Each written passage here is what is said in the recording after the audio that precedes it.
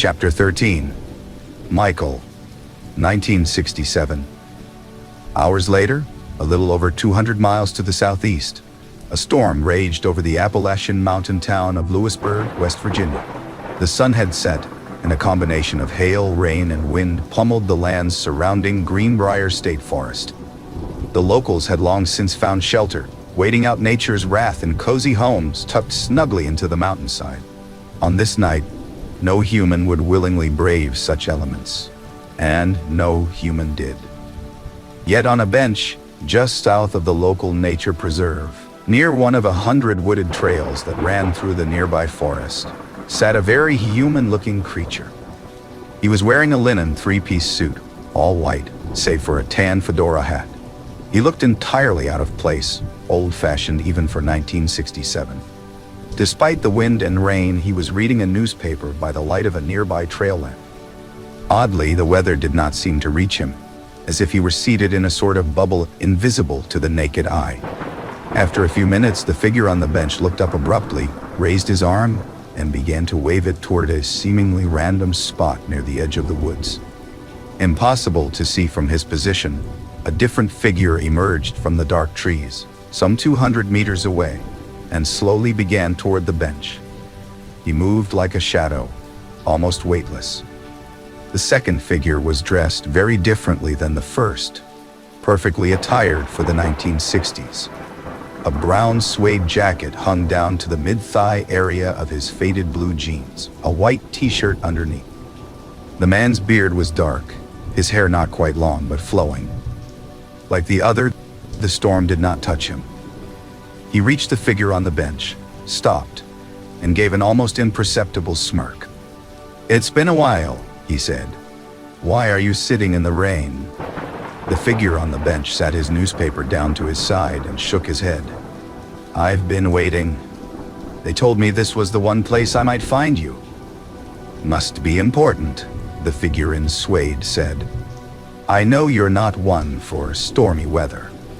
The figure on the bench threw his arms out and gestured at the blowing trees. The storm was increasing in strength. "Speaking of that," he said, raising his voice above the wind, "can't you do something about this? It's devilishly loud." The figure in suede looked around slowly, the nearby treetops swaying precariously from side to side. He inhaled hesitantly and then sighed. "You're asking a lot," he said with a smile.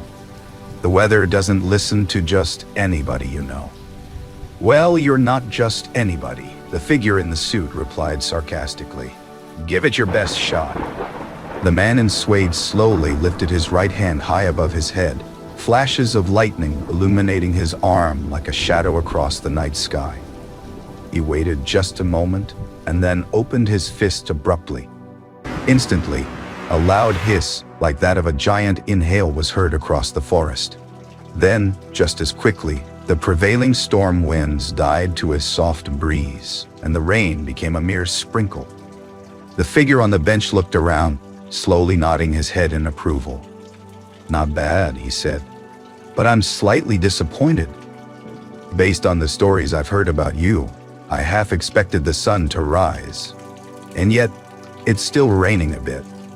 The man on the bench put his hand out, and for the first time allowed the rain to touch him, just to make his point. The figure in suede shook his head. "We both know it takes one greater than I to stop a storm like that. But at least we can talk now." The figure in suede sat down on the bench and spoke again. "Why are you here? You clearly aren't dressed for the occasion." The suited figure put his arms out and reviewed his attire. "No, you're right about that. Ridiculous, isn't it? Regardless, I'll be leaving shortly. I wanted to make sure you heard." "Heard what?" "Kairos is already here. They have been for a few days. They haven't figured out exactly what's going on, but they're putting it together." The figure in suede ran his hand along his beard. "Well, that will definitely complicate things, but I've worked around Kairos before. You didn't need to go out of your way to tell me that. With the sun being here, it only makes sense they'd show up." The figure in the suit shifted uneasily. "There's something else," he began hesitantly.